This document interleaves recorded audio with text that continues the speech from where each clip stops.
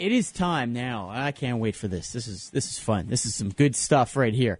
Week 2, NFL picks, our Game Points Pick'em Pool, featuring myself, Matthew Ross, Mo Khan, Stefano Micella, our producer spot, which is Mark Della Posta, and Mitch Gallo, as well as Sean Coleman. Now, controversy abounds already.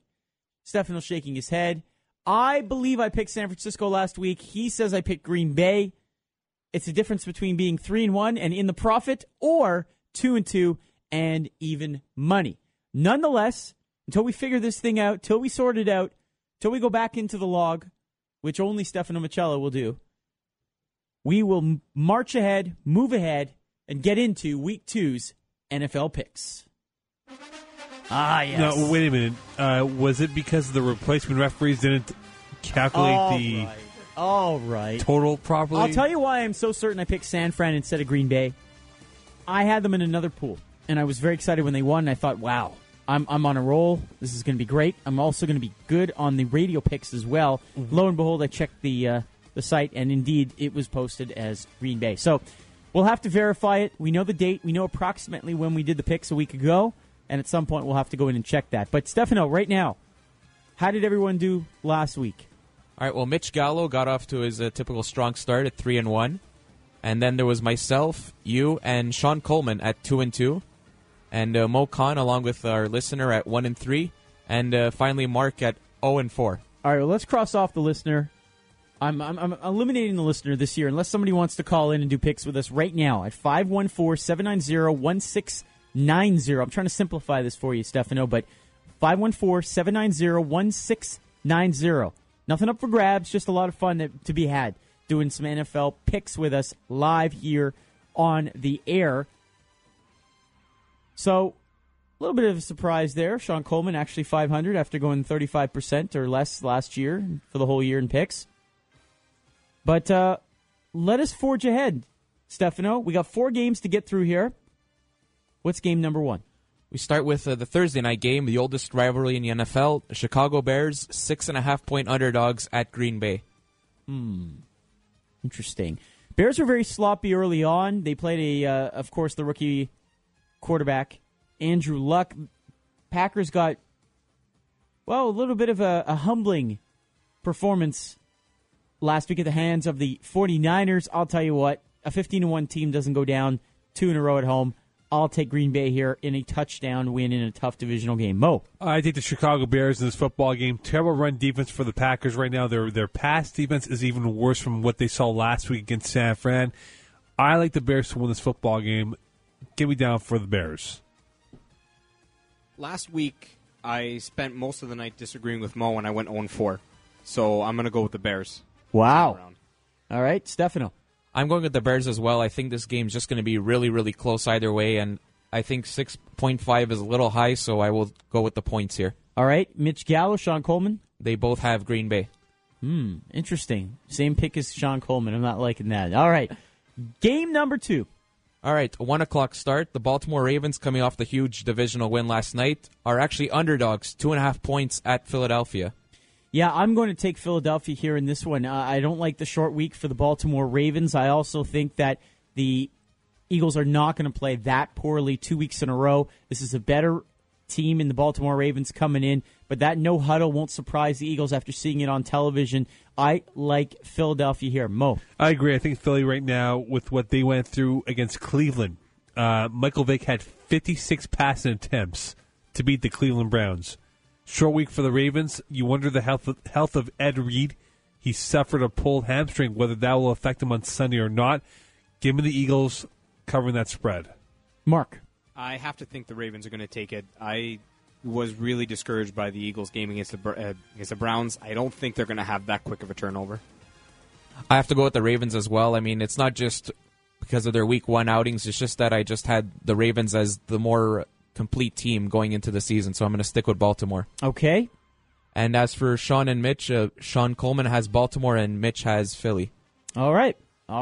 Game number 3. This is the Sunday night game. The Detroit Lions, 6.5-point underdogs at San Francisco. Wow, that's a nice game right there. Everyone's going to be on San Francisco. I see a lot of people going on the 49ers here, and a lot of people getting off the Lions bandwagon after a tough win against the Rams last week.